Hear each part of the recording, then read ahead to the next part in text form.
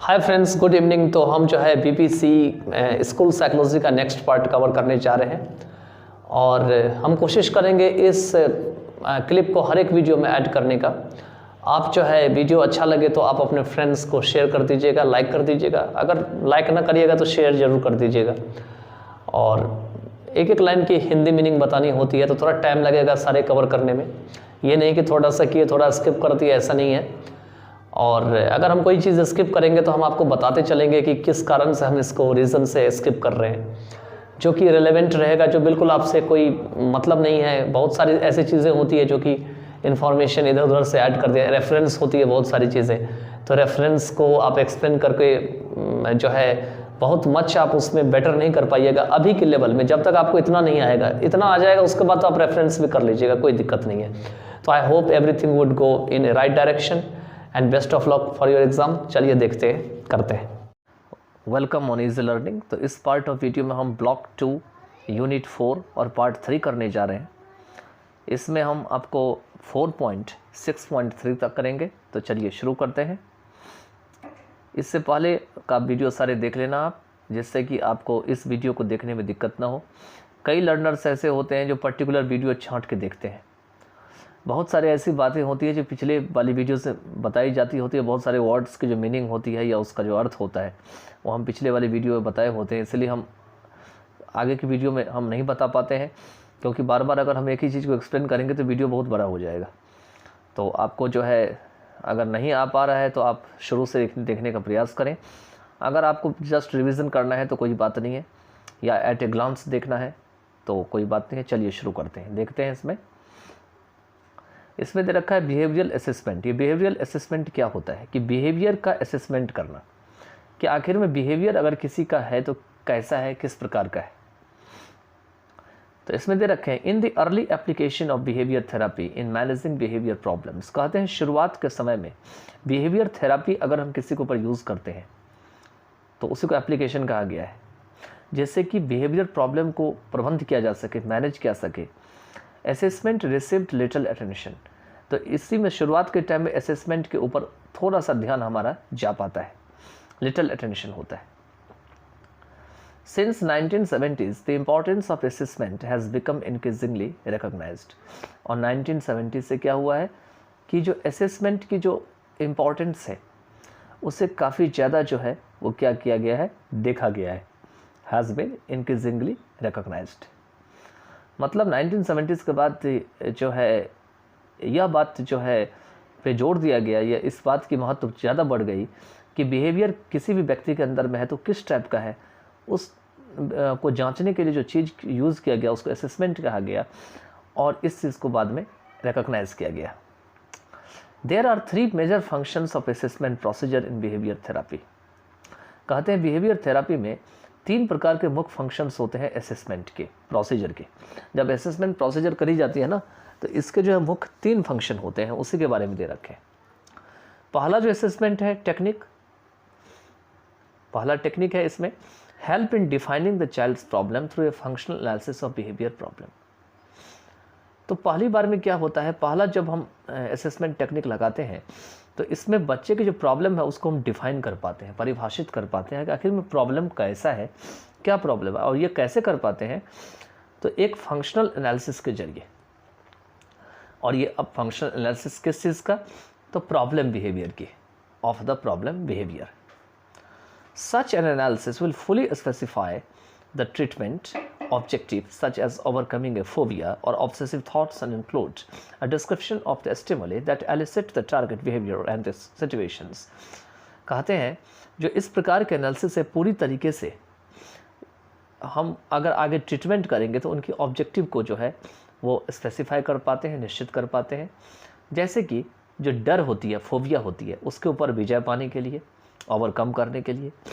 या मान के चलिए ऑब्सेसिव थॉट्स आते रहते हैं, मन में ख्याल आ रहे होते हैं, डर का ख्याल, उसी को ऑब्सेसिव थॉट्स कहा जाता है। And include a description of the stimuli. और किस किस कारण से उसे डर लग रहा है उन सभी डिस्क्रिप्शन को इसमें शामिल करते हैं। आगे दे रखे हैं that elicit the target behaviour. और जिससे कि टारगेट बिहेवियर का जो है पता लगाया जा सके और उस स्थिति का पता लगाया जा सके इन विच से सच प्रॉब्लम्स अकर्स, जिसमें कि ऐसे प्रॉब्लम होते हैं, अकर होते हैं, and the nature, magnitude and frequency of the problem behaviour, और प्रॉब्लम बिहेवियर की फ्रिक्वेंसी कितनी है, वो कितना बार होता है, उनकी मैग्नीट्यूड क्या है और उनका नेचर क्या है, उनको भी हम समझ पाते हैं। तो पहला आपने टेक्निक तो देख लिया। अब दूसरा जो है technique, the second way in which assessment procedures can guide is selecting the appropriate treatment. तो दूसरे असेसमेंट प्रोसीजर में क्या करते हैं कि कौन सा ट्रीटमेंट सही रहेगा और बिल्कुल ठीक रहेगा, अप्रोप्रिएट रहेगा, वो सिलेक्ट करने में हमको मदद मिलता है और ये हमको गाइड कर सकते हैं कि भाई ये ट्रीटमेंट करो तो इससे ये समस्या दूर हो जाएगी। तीसरा जो असेसमेंट होते हैं, thirdly assessment helps to assess the behaviour changes. यह हमें जो है बिहेवियर चेंज को असेस करने में हेल्प करते हैं। क्यों? क्योंकि जब हम ट्रीटमेंट कर देते हैं तो उसके बाद हम देखते हैं कि भाई जो हम ट्रीटमेंट किया तो उससे इसके बिहेवियर में कोई चेंज हुआ है या नहीं हुआ है। ठीक है, तो वही कह रहे हैं from the treatment, results from the treatment. Such assessment include techniques for monitoring change in order to permit the evaluation of treatment effectiveness and introducing alternative procedures and terminal measures to attain a satisfactory status and to plan to follow up procedures as needed। कहते हैं ऐसे प्रकार के जो assessment होते हैं उसमें ऐसे टेक्निक जो है शामिल होते हैं जिसमें कि उन सभी चेंज को जो है मॉनिटर किया जा सके, देखा जाए, जिससे कि in order to permit the evaluation of treatment, जो ट्रीटमेंट की जो इवैल्यूएशन है उनकी मंजूरी मिल सके, जो ट्रीटमेंट इतना ज़्यादा प्रभावशाली होते हैं, इफ़ेक्टिवनेस होते हैं, एंड इंट्रोड्यूसिंग ऑल्टरनेटिव प्रोसीजर्स, और साथ ही साथ कुछ और भी अगर उपाय इसमें लगाए जा सकते हैं तो भी हम इसको देख सकें, ऑल्टरनेटिव प्रोसीजर कर सकें। And terminal measures, terminal measures का मतलब होता है कुछ ऐसी चीज़ जिसको हम हटा सकें और उसमें उसके जगह पे कुछ नया चीज़ डाल सकें जिससे कि सेटिस्फैक्ट्री स्टेटस या रिजल्ट हमें प्राप्त हो सके, to attain a satisfactory status and to plan for follow up procedures as needed. और साथ में हम ऐसा प्लान भी कर पाए ताकि ऐसे प्रोसीजर को जो है फॉलो अप कर पाए जिसकी हमें ज़रूरत पड़ेगी। आगे है आपका behaviour analysis and assessment, behaviour का विश्लेषण करना और असेसमेंट करना। The term behavior modification refers to a setup of psychotherapeutic procedures based on learning theory and designed to change inappropriate behavior to more personally and socially appropriate behavior। कहते हैं ये जो शब्द है, टर्म जिसका नाम है बिहेवियर मॉडिफिकेशन, जिसमें बिहेवियर के ऊपर सुधार होता है, ये क्या क्या चीज़ों को बताती है? तो ऐसे साइकोथेराप्यूटिक प्रोसीजर के बारे में बताती है यहाँ पर में। थेराप्यूटिक प्रोसीजर मतलब जिससे थेरापी किया जा सके, उपचार किया जा सके। और ये जो थेराप्यूटिक प्रोसीजर होती है वो लर्निंग थ्योरी के ऊपर आधारित होती है, बेस्ड ऑन लर्निंग थ्योरी। और इसका यूज़ किया जाता है, डिज़ाइन किया जाता है कि जो इनएप्रोप्रिएट बिहेवियर है, ठीक है, मतलब जो बिहेवियर अच्छा नहीं है, जो बिहेवियर सही तरीके से काम नहीं कर पा रही है, इसी को इनएप्रोप्रिएट बिहेवियर कहा गया है, उसको बदलने के लिए। और अगर ये इनएप्रोप्रिएट बिहेवियर बदल जाएगा ना, ठीक है, किस में बदलेगा? मोर अगर पर्सनली हो जाएगा और सोशली रूप से अप्रोप्रिएट बिहेवियर हो जाएगा तो क्या होगा इससे कि जो चाइल्ड है उसके अंदर में एक नया परिवर्तन आएगा, वो सोशली अप्रोप्रिएट हो जाएगा, सोसाइटी में एडजस्टमेंट हो जाएगा और साथ में पर्सनली भी वो अपने आप को केयर अच्छा करने लगेगा। The inappropriate behavior may be excesses, deficits, or other inadequacies of actions that are correctable through behavioral techniques such as systematic desensitization, counter conditioning, and extinction। अब कहते हैं ये जो inappropriate behavior है ये काफ़ी ज़्यादा हो सकते हैं, इसमें कमी भी हो सकती है, या कुछ ऐसे एक्शंस होते हैं जिनके अंदर कमियां या inadequacies देखा जाता है और जो कि क्या किया जा सकता है, ठीक किया जा सकता है, दैट आर करेक्टेबल। और ये कैसे किया जा सकता है? तो बिहेवियरल टेक्निक के जरिए किया जा सकता है, जैसे कि सिस्टमैटिक डिसेंसिटाइजेशन। अगर क्रम के अनुसार से सेंसिटाइजेशन अगर हो रहा है बच्चे में और उसको अगर ख़त्म कर दिया जाए तो उसी को कहा गया है सिस्टमैटिक डिसेंसिटाइजेशन। या काउंटर कंडीशनिंग और extension and extension. Counter conditioning का मतलब है अगर समय समय पर उसे ऐसा ज़रूरत पड़े कि नहीं, जिसके कारण उसको ये चीज़ हो रहा है उसको अगर ख़त्म कर दिया जाए तो उसे काउंटर कंडीशनिंग कहा गया है, या उसी चीज़ को गायब कर दिया जाए, एक्सटेंशन कर दिया जाए।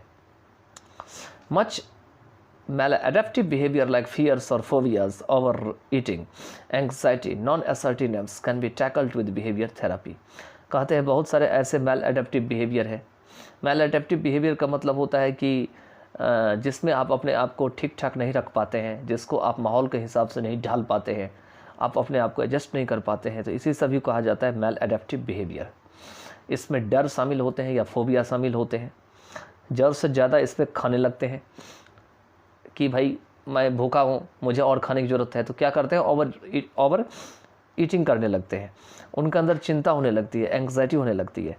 नॉन असर्टिवनेस मतलब वो किसी चीज़ को जो है सही नहीं मानते हैं कि ये चीज़ सही है, उसको मतलब उसको एक्सेप्ट करने में वो हिचकिचाते रहते हैं, तो इसी को कहा जाता है नॉन असर्टिवनेस। ये सारे क्या चीज़ किया जा सकते हैं, टैकल किए जा सकते हैं, इसको जो है निपटाया जा सकता है अगर हम बिहेवियर थेरापी करें तो, विद बिहेवियर थेरापी। चलिए आगे चलते हैं। आगे दे रखें बिहेवियर एनालिसिस, कि बिहेवियर एनालिसिस क्या होती है। To understand the problem behaviour we need to identify its antecedent causes including both history, social learning and the current environment and the results और consequences of this behaviour.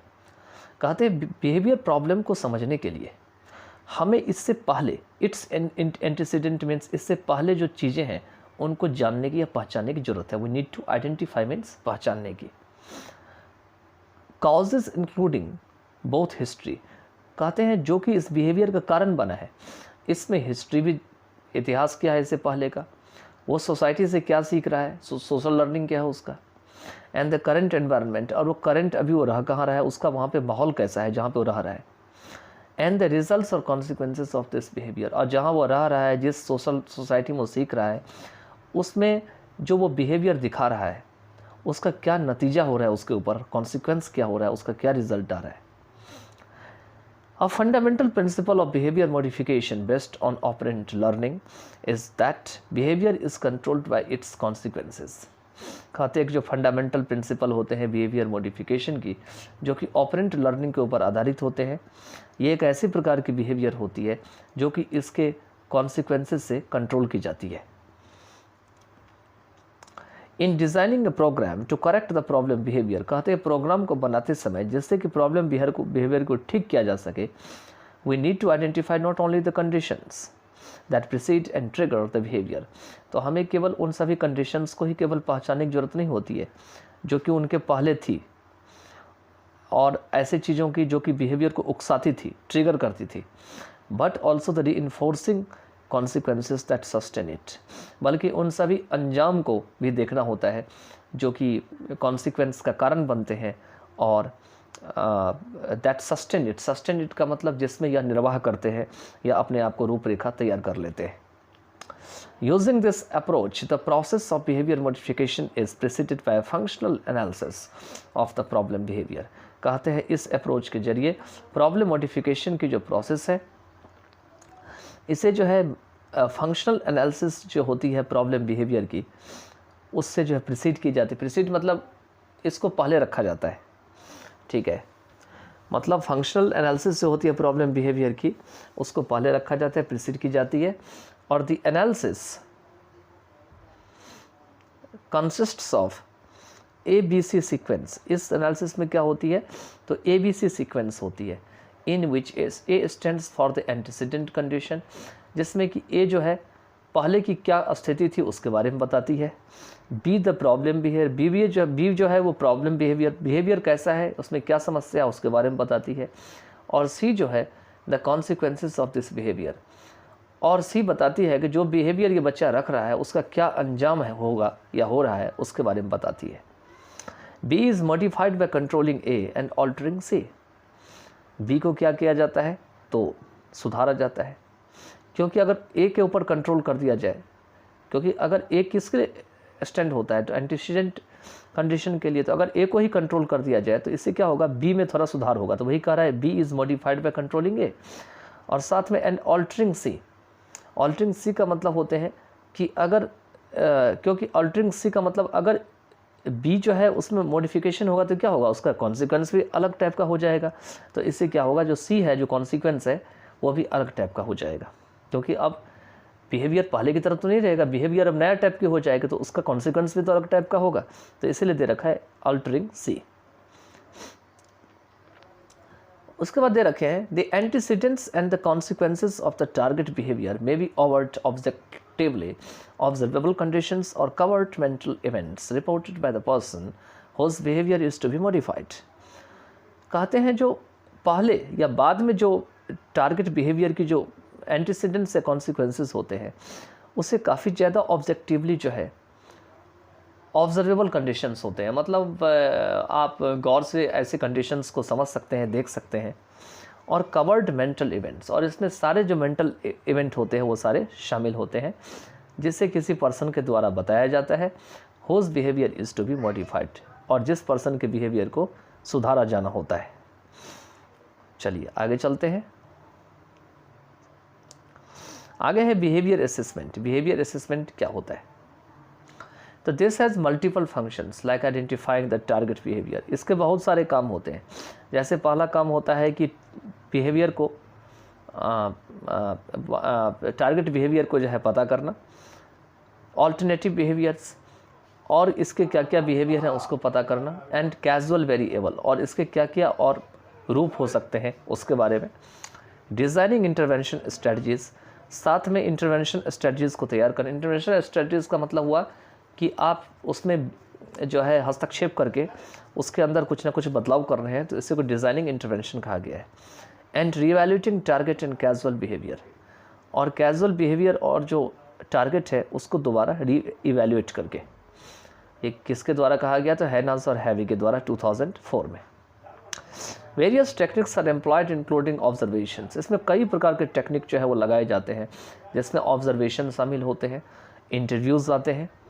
In addition to checklist, checklist के अलावा rating skills आते हैं, questionnaires आते हैं, completed by person, ये एक person के द्वारा कंप्लीट किए जाते हैं, who is acquainted and with the concern child, जो कि जिस बच्चे के साथ प्रॉब्लम है उस बच्चे के साथ परिचित होते हैं। एक्वेंटेड मतलब परिचय होना, जान पहचान होना। ठीक है, चलिए आगे चलते हैं।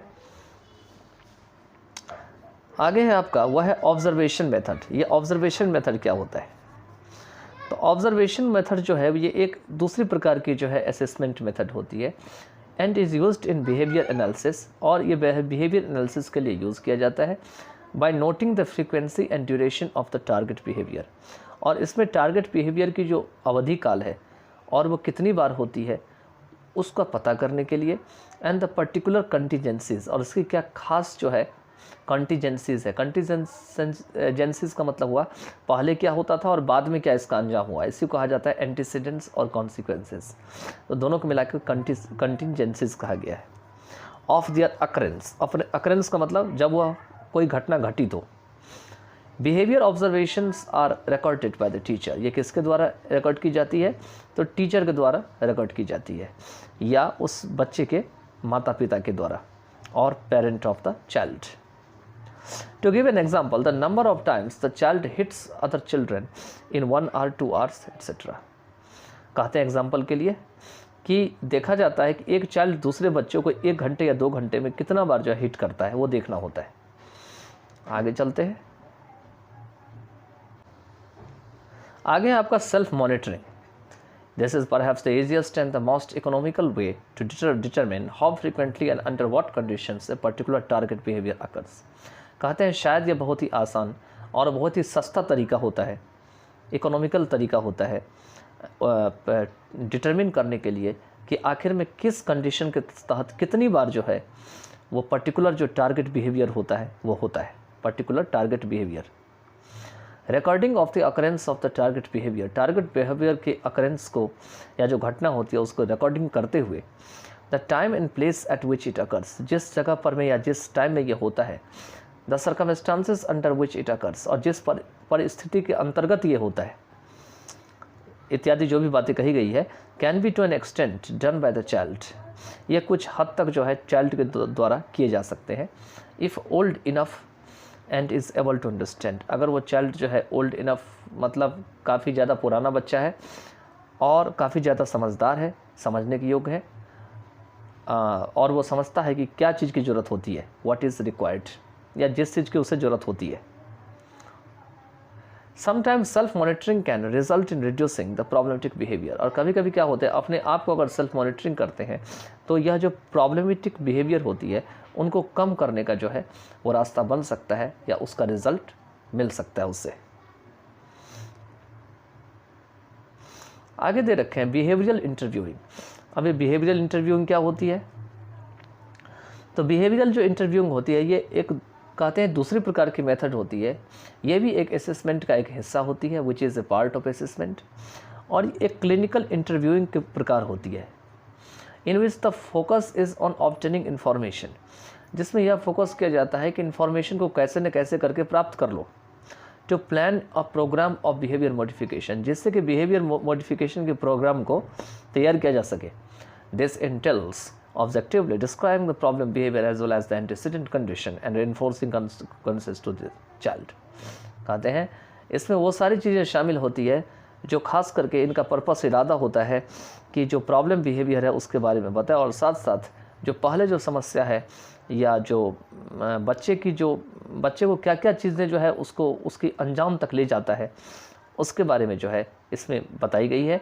After obtaining the necessary information को प्राप्त करने के बाद a programme of behaviour modification is developed, एक बिहेवियर मॉडिफिकेशन के प्रोग्राम को विकसित किया जाता है।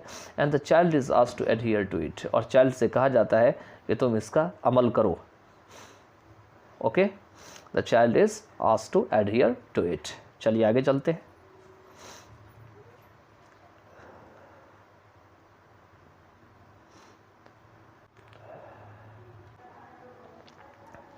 इसके बाद है 4.6 में the method functional behaviour assessment. कहते हैं फंक्शनल बिहेवियर जो असेसमेंट होते हैं उनके क्या क्या जो है मेथड है उनके बारे में दे रखे हैं। तो a functional behavioural assessment has to be conducted to identify the underlying causes of behaviour. तो फंक्शनल जो बिहेवियरल असेसमेंट होते हैं उनका इस्तेमाल किया जाना होता है जिससे कि जो बिहेवियर की कॉजेज़ होते हैं और जो हो रही होती है उनको पहचानने के लिए, उनका पता करने के लिए। One of the first steps is to define the problem behaviour so as to identify the same. इनमें से जो पहला स्टेप होता है वो होता है प्रॉब्लम बिहेवियर को परिभाषित करने के लिए, जिससे कि इसको जो है समझा जा सके, as to identify the same. Thus the first step in the process is to define the problem behaviour. इसलिए पहला जो स्टेप होता है प्रॉब्लम बिहेवियर का वो होता है कि प्रॉब्लम बिहेवियर को डिफाइन करना होता है, और किस तरीके से? कंक्रीट टर्म, मतलब बिल्कुल ठोस तरीके से। An example of concrete descriptions of problem behaviour are given below in the table. और एक जो एग्जाम्पल है कंक्रीट डिस्क्रिप्शन जो प्रॉब्लम बिहेवियर की है वो टेबल में आपको नीचे दिए गए हैं। देखिए इसमें टेबल में दे रखा है, ये प्रॉब्लम बिहेवियर है और ये कंक्रीट डेफिनेशन है। ठीक है, तो प्रॉब्लम बिहेवियर में जो है सीता क्या है? एग्रेसिव है।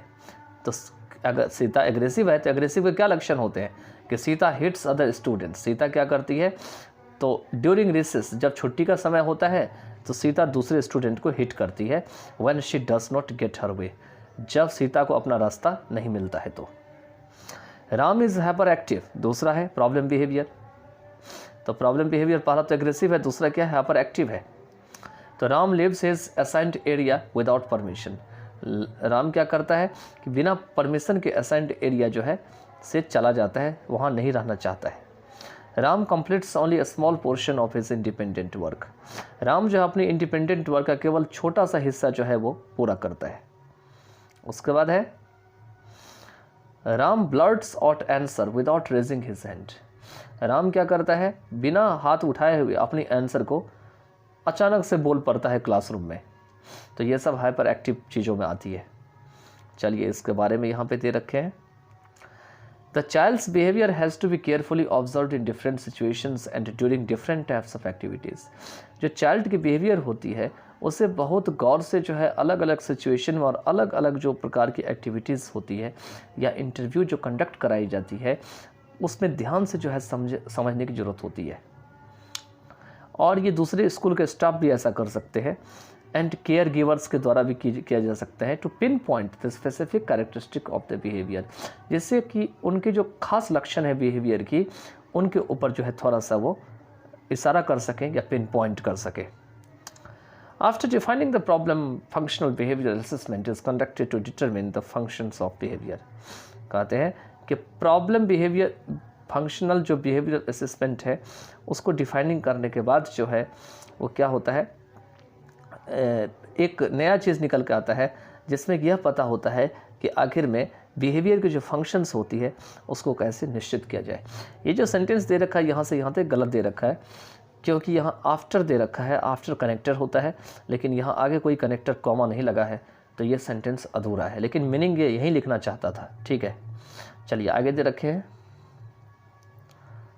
आगे है आपका 4.6.1 में। तो 4.6.1 में है techniques for conducting functional behavioural assessment. कहते हैं फंक्शनल जो बिहेवियरल असेसमेंट है उनको कंडक्ट करने का तरीका क्या होता है। तो पहला है इनडायरेक्ट असेसमेंट, इसमें होते हैं this technique uses structured interviews, और इस टेक्निक में बने बनाए हुए इंटरव्यू शामिल होते हैं। और ये किसके साथ होते हैं, स्टूडेंट के साथ होते हैं, टीचर के साथ होते हैं, और भी एडल्ट के साथ होते हैं जो कि बच्चे के साथ डील कर रहे होते हैं। To yield information about the setting in which, जिससे कि वो सारे इन्फॉर्मेशन को जो है जानकारी दे सके। यील्ड मतलब यहाँ देना होगा, जिस सेटिंग में वो क्या करता है, बिहेवियर करता है। पहला तो बिहेवियर अकर्स, जहाँ पे बिहेवियर होता है। दूसरा है where it does not occur, जहाँ पर यह नहीं होता है। Who is present when the behaviour occurs, जब बिहेवियर होता है तो वहाँ पे कौन होता है। व्हाट एक्टिविटीज़ और interactions took place prior to the behaviour, behaviour करने से पहले किस प्रकार की जो एक्टिविटीज़ या इंटरेक्शंस जो है वो होते हैं। उसके बाद है what happened after the behaviour, behaviour के बाद क्या होते हैं। मान के चलिए कोई हाइपर एक्टिव हो जाता है, एग्रेसिव हो जाता है, तो उससे पहले क्या होता है, उसके बाद क्या होते हैं। What can be the acceptable behaviour to replace this behaviour, कहते हैं इस बिहेवियर को ख़त्म करने के लिए, हटाने के लिए किस प्रकार की एक्सेप्टेबल बिहेवियर जो है हो सकते हैं। चलिए आगे चलते हैं। आगे है interview with the child is useful in identifying how the child perceives the situation. कहते हैं बच्चे के साथ जो इंटरव्यू होते हैं वह एक यूज़फुल तरीका होता है यह पहचानने के लिए कि चाइल्ड जो है सिचुएशन को कैसे अपने अंदर उतारता है, परसीव करता है। And what cause the child to react in the way it behaves did things, और आखिर में क्या ऐसा चीज़ है जो बच्चे को मजबूर करता है उस तरीके से बिहेवियर करने के लिए। अब है पहला तो है डायरेक्ट असेसमेंट है। तो डायरेक्ट असेसमेंट है this involves observing and recording antecedent and consequences events behaviour using ABC group. इसमें क्या है कि एंटीसीडेंट और जो कॉन्सिक्वेंस इवेंट्स होते हैं उनको रिकॉर्ड करना और ऑब्जर्व करना शामिल होते हैं। एंटीसीडेंट मतलब बिहेवियर से पहले का, और कॉन्सिक्वेंस मीन्स बिहेवियर के बाद की। और इसमें एबीसी अप्रोच लगती है। ए हो गया आपका बिहेवियर से पहले, बी में बताया जाता है कि बिहेवियर कैसा है, और सी में बताया जाता है कि आखिर में कॉन्सिक्वेंस उस बिहेवियर से उसने क्या कॉन्सिक्वेंस का। अगर एग्रेसिव था बच्चा तो एग्रेसिव होने से पहले उसका बिहेवियर कैसा था, जब एग्रेसिव है तो वो कैसा, उस समय वो कैसा दिख रहा है, और एग्रेसिव होने के बाद वो एग्रेसिव होने से वो क्या कर बैठता है, तो वो सी में चला जाता है। ठीक है, चलिए आगे चलते हैं। आगे है आपका डेटा एनालिसिस सेकंड में। तो डेटा एनालिसिस में क्या दे रखा है कि the next step is to compare and analyse information collected to determine whether or not there are any patterns associated with behaviour. कहते हैं जो दूसरा स्टेप होते हैं जिसमें हम कंपेयर करते हैं, एनालाइज करते हैं इंफॉर्मेशन की जो कलेक्ट की जाती है, यह पता करने के लिए कि कोई और प्रकार का पैटर्न जो है वो बिहेवियर से जुड़ा हुआ तो नहीं है, associated with the behaviour. To give an example, Sita gets what she wants by hitting other children. कहते हैं एग्जाम्पल के लिए कि सीता जो है जो चाहती है वो ले तो लेती है, लेकिन क्या करती है, दूसरे बच्चों को मार करके लेती है। This is a typical pattern which gives the child not only what she wants, but also makes her feel great about it, and all this reinforces her behavior of hitting other children to get what she wants. और ये एक ऐसे प्रकार की खास pattern होती है जो कि एक बच्चे के अंदर आ जाती है, और वो बच्चा जो चाहता है वो उसे प्राप्त कर लेता है, और उससे वो थोड़ा सा ग्रेट भी फील करता है कि अच्छा, बहुत अच्छा काम किया मैंने, और ऐसे करके मुझे सब कुछ मिल सकता है जो मैं चाहता हूँ। और ये सभी जो रीइंफोर्समेंट का काम करता है, मतलब उनके अंदर जोश पैदा करता है, ठीक है। और वो सीख लेने लगता है कि दूसरे बच्चों को हिट करके ही जो है वो कुछ पा सकती है जो वो चाहती है, what she wants. However, in certain cases, the pattern may not be so clearly visible or observable. लेकिन कहते हैं कुछ केसेस में जो ये स्थिति है, पैटर्न है, वो साफ साफ जो है दिखाई नहीं पड़ता है या ऑब्जर्व नहीं हो पाता है। In such cases, other assessment methods for assessing behavior have to identified. और दूसरे केसेस में जो और कह रहे हैं दूसरे जो मेथड असेसमेंट मेथड होते हैं, ऐसी प्रकार के केसेस में असेसिंग बिहेवियर के लिए या बिहेवियर असेसमेंट के लिए उन्हें जो है आइडेंटिफाई की जानी पड़ती है। और ये कैसे हम कर सकते हैं, तो रिव्यू करके कर सकते हैं, और साथ में जो असेसमेंट प्लान है उनकी फंक्शनल जो बिहेवियर है उनको रिवाइज करके भी हम कर सकते हैं। आगे दे रखें हाइपोथेसिस स्टेटेड। हाइपोथेसिस क्या बताया गया है इसके ऊपर, तो based on the information obtained from analysis, जो विश्लेषण करके जो हमको इन्फॉर्मेशन मिला है उसके आधार पर में हाइपोथेसिस और what is called the tentative solution, hypothesis या जिससे कि टेंटेटिव सॉल्यूशन कहा जाता है, हैव टू बी फॉर्मुलेटेड, इन्हें बनाए जाने पड़ते हैं regarding the functions of the behaviour in question, और जिसमें बिहेवियर की जितने भी कार्य हैं, जो जब बच्चा को एग्रेसिव बिहेवियर होता है या हाइपर एक्टिव होता है तो उनसे संबंधित जितने भी कार्य होते हैं उसमें शामिल होते हैं। This hypothesis predicts the conditions under which the behavior is most and least likely to occur. और जो हाइपोथेसिस होते हैं वो उन सभी कंडीशंस को जो है भविष्यवाणी करते हैं जिसके तहत जो है बच्चा जो है वो बहुत अधिक या कम जो है किसी बिहेवियर को जो है दिखाने के लायक होते हैं, और साथ ही साथ as well as the consequences that maintain the behaviour, साथ में साथ उन सभी अंजाम को जो है बताते हैं जो कि बिहेवियर को मेंटेन रखते हैं। आगे दे रखे हैं कि for instance if A teachers report is that Reena calls out during class instruction, instance के लिए अगर एक टीचर का रिपोर्ट आता है कि रीना क्या करती है जब क्लास में इंस्ट्रक्शन दिया जाता है तभी वो क्या करती है, बोल पड़ती है। ये फंक्शनल बिहेवियरल असेसमेंट, ये एक फंक्शनल बिहेवियरल असेसमेंट है। Might reveal that the function of a behaviour is to gain attention, यह इस बात को रिवील करती है कि इस प्रकार की जो बिहेवियर की जो फंक्शन होती है उसका काम होता है ध्यान को आकर्षित करने के लिए, प्राप्त करने के लिए। और ये वर्बल अप्रूवल ऑफ क्लासमेट, और ये क्लासमेट का एक वर्बल अप्रूवल होता है। यहाँ पे कोई बच्चा बोल करके ध्यान जो है अपनी तरफ खींच रहा है। एवॉइड इंस्ट्रक्शन और सीकिंग एक्साइटमेंट और बोथ, ये क्या कर रहा है, इंस्ट्रक्शन को जो है त्याग कर दे रहा है, कहता है नहीं मुझे इंस्ट्रक्शन नहीं सुनना है, और या चाहता है कि और बच्चे जो है इनकी ओर आकर्षित हो, या दोनों काम इनके साथ साथ हो, in order to gain attention and avoid less interest subject, जिससे कि और बच्चों का ध्यान इनकी ओर जाए, और जो जिस सब्जेक्ट में इंटरेस्टेड नहीं है उनको जो है ये क्या करे, अवॉइड कर दे।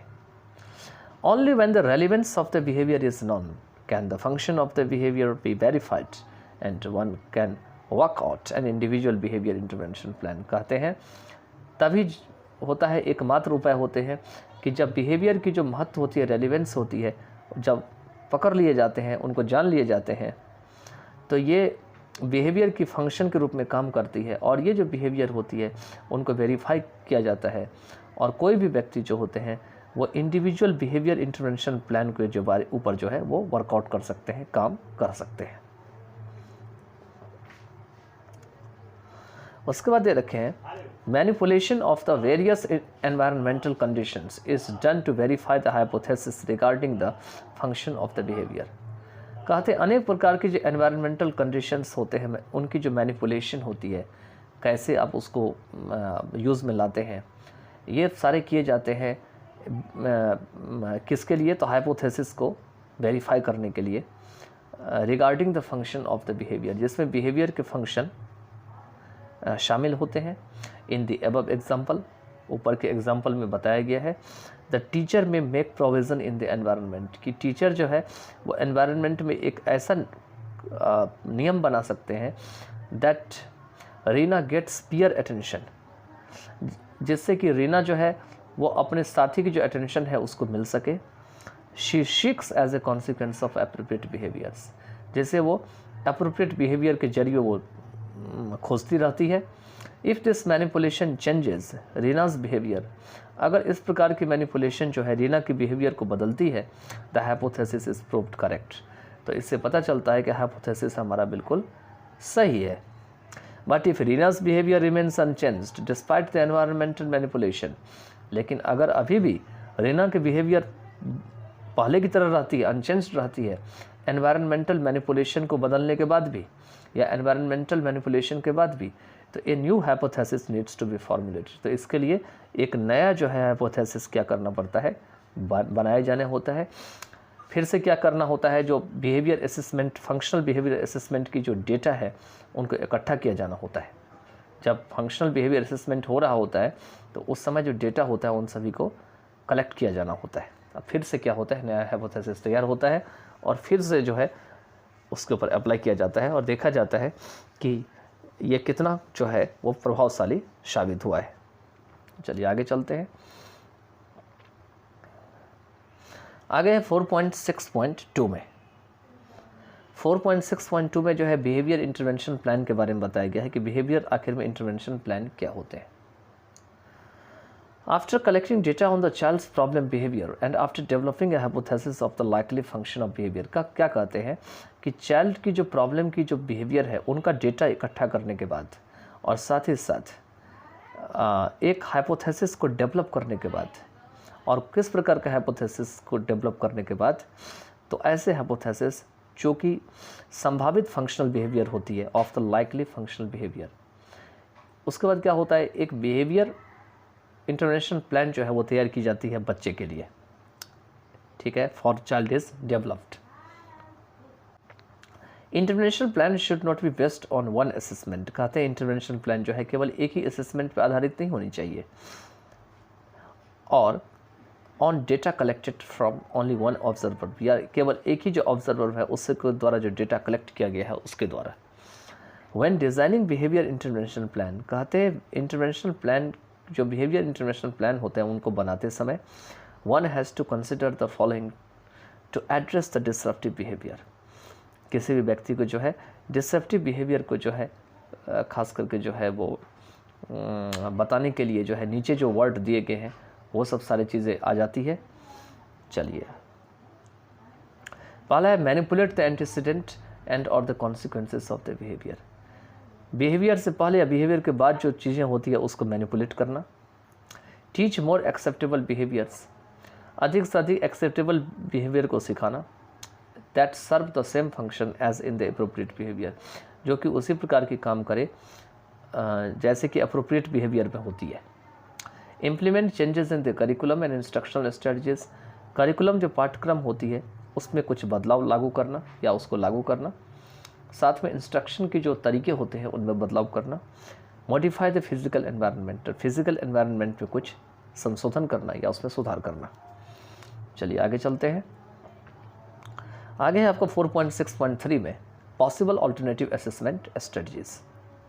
आखिर क्या क्या और अल्टरनेटिव असेसमेंट स्ट्रेटजीज हो सकते हैं उनके बारे में दे रखे हैं। तो multiple sources are used for this functional behavioural assessment. इस प्रकार की फंक्शनल बिहेवियरल असेसमेंट के लिए कई प्रकार की जो है सोर्सेस और मेथड्स जो है वो यूज़ किए जाते हैं। एज ए सिंगल सोर्स में नॉट गिव एक्यूरेट इन्फॉर्मेशन, कहते हैं अगर एक ही जगह से कोई सोर्स हम या जगह से हम डेटा इकट्ठा करते हैं तो हो सकता है कि इससे हमें ठीक इन्फॉर्मेशन ना मिल सके। Because the functions of the problem behaviour vary according to the circumstance, क्योंकि कहते हैं परिस्थिति के मुताबिक से अकॉर्डिंग टू सर्कमस्टेंस जो प्रॉब्लम बिहेवियर की जो फंक्शन होती है वो अलग अलग हो सकती है। वेरी मतलब अलग अलग होना। When considering the problem behavior, we need also to know whether the problem is due to a skill deficit. और कहते हैं जब प्रॉब्लम बिहेवियर को जो हम जब समझ रहे होते हैं उसके बारे में विचार कर रहे होते हैं तो हमें यह भी जानने की ज़रूरत होती है कि जो प्रॉब्लम होती है वो कहीं ऐसा तो नहीं कि उनके अंदर स्किल की कमी थी उसके कारण हो रही है, is due to skill deficit.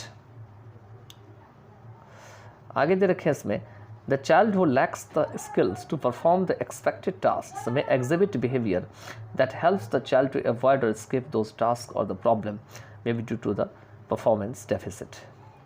कहते हैं चाइल्ड जिसके अंदर ऐसे स्किल्स की कमी होती है, हु लैक्स द स्किल्स, अपने कोई चाइल्ड चाहता है कि वो अपने जिस टास्क को उम्मीद किया था पूरा करने के लिए वो पूरा करना चाहता है, लेकिन उस टास्क को पूरा करने के लिए उसके अंदर स्किल्स नहीं है, उसके अंदर स्किल्स की कमी है, में एग्जिबिट बिहेवियर, तो इससे क्या होता है उनके बिहेवियर में परिवर्तन दिखाई पड़ सकता है। That helps the child to avoid और स्किप दोस टास्क, और जिससे कि चाइल्ड क्या कर सकता है, क्योंकि उनके अंदर में उस टास्क को तो कंप्लीट करने की तो पावर है नहीं, तो इसलिए वो बच्चा क्या कर सकता है, तो उन टास्क से या तो स्किप भाग सकता है या उसको छोड़ के जो है जा सकता है। और द प्रॉब्लम में भी ड्यू टू परफॉर्मेंस डेफिसिट, या ऐसा भी हो सकता है कि प्रॉब्लम जो है वो परफॉर्मेंस डेफिसिट के कारण भी हो सकता है, जो परफॉर्मेंस वो दिखा रहा है उसमें भी कमी हो जाता है, इसके कारण से भी हो सकता है। नॉन परफॉर्मेंस इज रिवार्डेड और the performance of the task is not sufficiently rewarded, मतलब अगर वो नहीं करता है तो उसको रिवॉर्ड मिल जाता है, लेकिन अगर उसी टास्क को पूरा कर देता है तो उसे पूरी तरीके से रिवॉर्ड नहीं दिया जाता है, तो इससे भी जो है क्या होता है, उसके प्रॉब्लम बिहेवियर में चेंजेस आते हैं। ठीक है, तो चलिए अब आगे चलते हैं।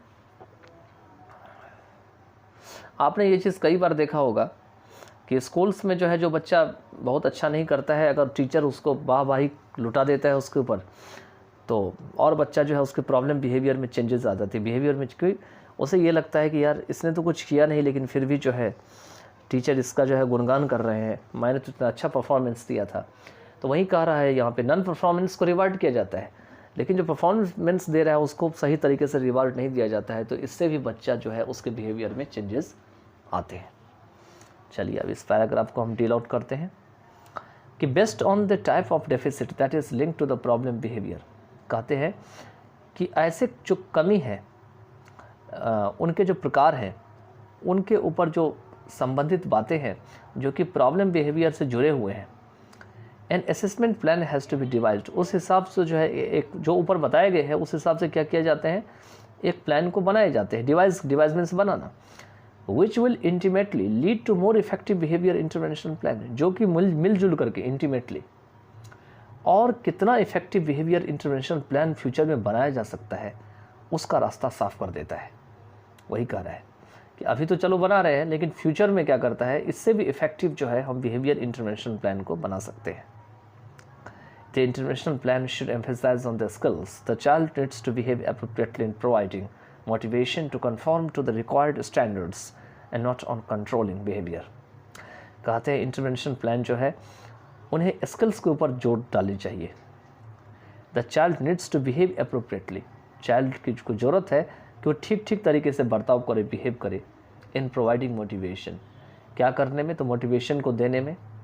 To conform to the required standard, जो उनका जरूरी जो स्टैंडर्ड पैमाना है उनके अनुसार से वो चले, उसे कन्फॉर्म कहा गया है। And not on controlling behaviour, और ये चीज़ जो है ऐसा ना हो कि ऐसा लगे कि उनके बिहेवियर के ऊपर दबाव पड़ रहा है, कंट्रोल किया जा रहा है। ठीक है, चलिए आगे चलते हैं।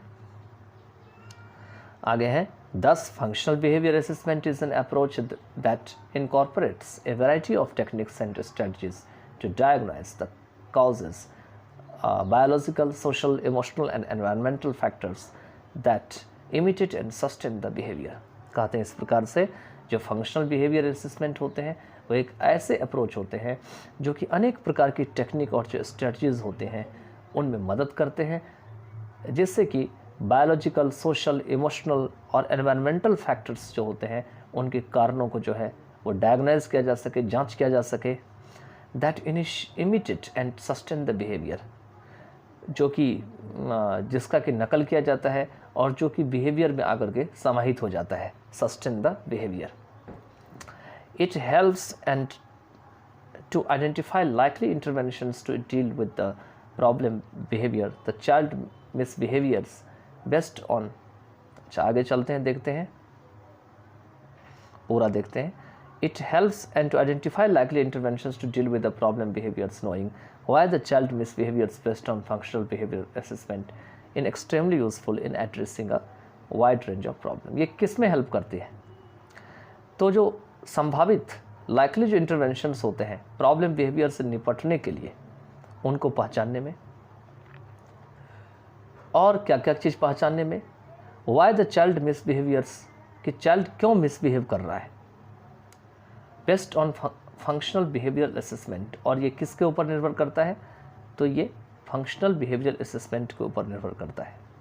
और ये काफ़ी ज़्यादा एक्सट्रीमली यूज़फुल होते हैं, जिससे कि हम अनेक प्रकार की जो प्रॉब्लम्स होती है उनको हम देख सकें या एड्रेस कर सकें. तो चलिए, इस वीडियो में हम इतना ही रखते हैं. I hope you would have enjoyed the video and you can just watch the videos if you are not getting the points. So you can just watch the video again and again, because I try to just explain in a very rapid way.